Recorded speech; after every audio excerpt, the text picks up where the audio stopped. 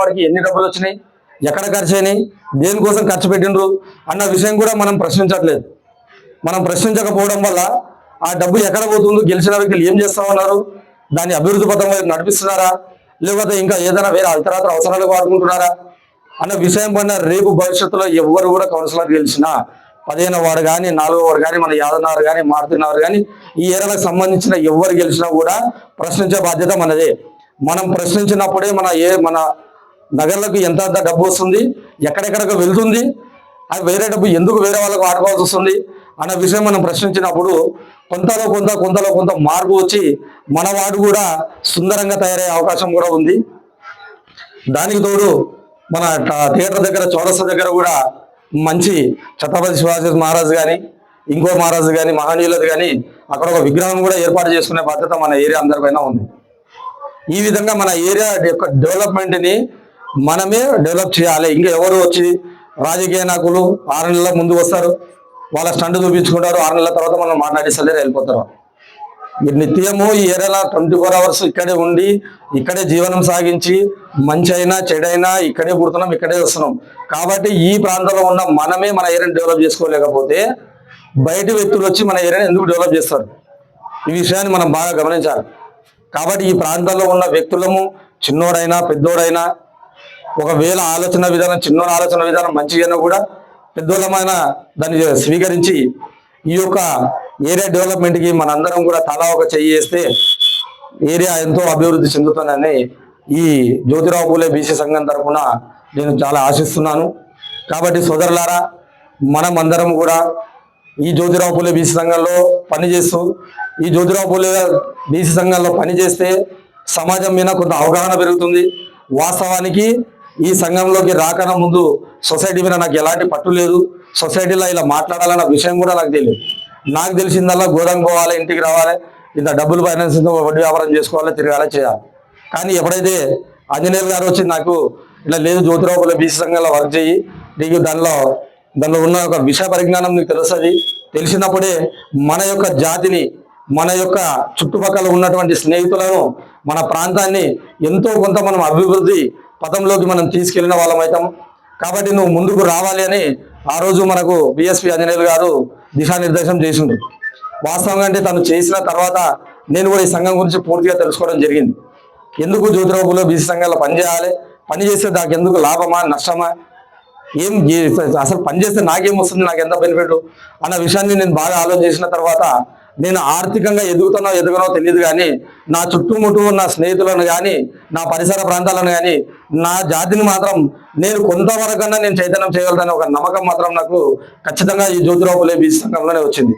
ఎన్నోసార్లు మన కుర్వలింగం కానీ తమ్ముళ్ళు కానీ వీళ్ళందరూ కానీ పార్టీలో మీటింగ్లో ఉంటే కూడా చాలాసార్లు పిలిచిన సందర్భాలు ఉన్నాయి.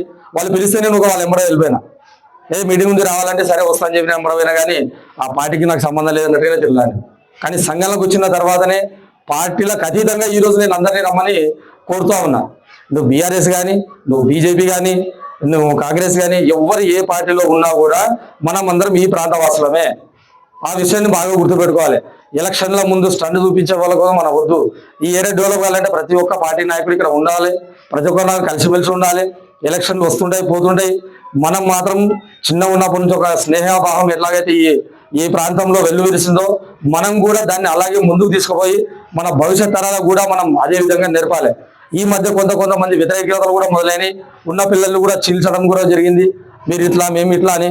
అవన్నీ కూడా ఈ ఏరియాలలో కూడా మనం దాన్ని వ్యతిరేకించాలి, దాన్ని ఎట్టి పరిస్థితుల్లోనూ యాక్సెప్ట్ చేయకూడదు. దానివల్ల వాతావరణం చెడిపోతుంది, మన పిల్లలు ఒకరికొకరు దూరం అవుతారు. మన పిల్లలందరినీ కలిపి ఈ ఏరియా నుంచే ఇంకా డెవలప్ చేయాలి. ఎంతసేపు ఈరోజు ఒక యాదవనగర్కి మారుతినగర్కి సోన్ అంటే ఒక పేరు ఉంది. ఆ యొక్క పేరును కూడా ఇంకా మంచి పేరుగా రేపు రాబోయే రోజులలో మక్తల్ ఈరోజు మున్సిపాలిటీ అయింది, ఒకప్పుడు గ్రామ పంచాయతీ ఉండే, ఈరోజు మున్సిపాలిటీ అయింది. రేపు ఇంకా దినదినాభివృద్ధి మక్తల్ ఎదుగుతూ ఉంటుంది. మక్తల్ ఎదుగుదలకు కూడా యాదవనగర్ కూడా పోటీ పడి యాదవనగర్ కూడా డెవలప్ అవ్వాలి అంటే ఖచ్చితంగా ఇక్కడ ఉన్నటువంటి మనం ఎవరైతే పెద్దలం ఉన్నామో ఖచ్చితంగా మన వంతు సహకారం కూడా ఈ ఏరియాకి ఇవ్వాలి.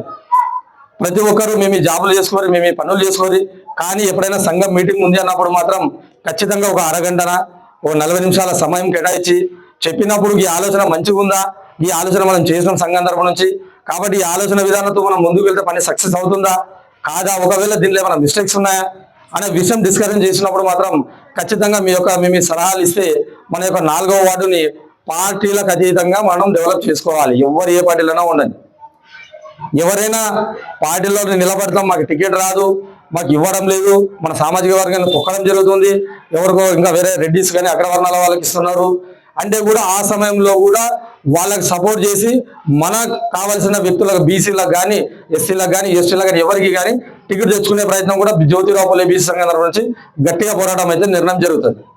ఈ రోజు కూడా ఒక పార్టీ గురించి అని చెప్పను కానీ చాలా కష్టపడ్డ వాళ్ళు ఉన్నారు ఒక పార్టీలో, కానీ ఈరోజు తీసుకుపోయి ఇంకెవరో అగ్రవర్ణాల వాళ్ళ చేతిలో పెట్టిండు. చాలా కష్టపడ్డే వాళ్ళు సీనియర్ మోస్ట్ నాయకులు కూడా ఉన్నారు. ఎటు చూసినా అగ్రవర్ణాల చేతులకే కొన్ని పార్టీలు పగ్గాలపై చేస్తున్నాయి. మన సామాజిక వర్గానికి ఇంకా అధికారం ఇನ್ನು ఇవ్వడం లేదు. అధికారం ఇవ్వాలంటే వాళ్ళకి భయం, వీళ్ళు ఎక్కడ చైతన్యం అవుతారో, వీళ్ళు చైతన్యం అయితే మనకు అధికారం దూరం అవుతుందనే భయంతో ఇప్పటికీ కూడా మనకి చేతికి మాత్రం పగ్గాలు ఇవ్వట్లేదు. ఈ రోజు కూడా రీసెంట్ గా మనకి మక్తల్ ఎమ్మెల్యే వాకిటి శ్రీహారి గారు ముదిరాజ్ సాగర్ నుంచి గెలవడం జరిగింది. కానీ రిజర్వేషన్ ప్రకారం ఏనాడో ఆయనకు మంత్రి పదవి రావాలి, కానీ ఇప్పటి వరకు కూడా ఆయనకు మంత్రి పదవి ఇవ్వకుండా దోబుతులు 6 దగ్గర సంవత్సరాల పాలన కలిసినా కూడా ఒక ముద్రా సామాజిక వర్గం తక్కువ జాతి వాడు తక్కువ కులం వాడు అని చెప్పేసి ఈ పదవి కూడా మంత్రి పదవి ఇదిగో వస్తుంది అదిగో వస్తుంది అని చెప్పేసి సోషల్ మీడియాలో చక్కర్లు కొడుతూ ఈ రోజు కూడా మన సామాజిక వర్గానికి మంత్రి పదవి ఇవ్వడం లేదు. దానికి తోడు మన ప్రాంతంలో ఉన్నటువంటి కొంతమంది వ్యతిరేకతలు, కొంతమంది పడని వాళ్ళు కూడా లెటర్ల ద్వారా మాత్రం ఈ ఏరియాకు నువ్వు ఇయ్యొద్దు, పలానా సామాజిక వర్గానికి ఇయ్యొద్దును, ఇస్తే మనం నష్టపోతాము అని చెప్పేసి కొన్ని అగ్రవర్ణాల వాళ్ళ కుట్రల కారణం కూడా ఇందులో ఒక భాగమే. కాబట్టి మన సామాజిక వర్గం డెవలప్ కావాలంటే అగ్రవర్ణాలకి కాపాడాల్సిన అవసరం మనకు లేదు. మన ప్రాంతంలో ఉన్న పిల్లల్ని కానీ మన ప్రాంతంలో ఉన్నటువంటి ఇంతకు సీనియర్ నాయకులను కానీ గౌరవించుకుంటూ ఎవరైతే ఈ సామాజిక వర్గానికి సొసైటీకి ఎవరైతే ఆలోచన చేసి ముందుకు తీసుకెళ్తారో వాళ్ళకు మన సపోర్ట్గా నిలబడి వాళ్ళకు అండదండలుగా ఉండి రాజకీయంగా కానీ ఆర్థికంగా కానీ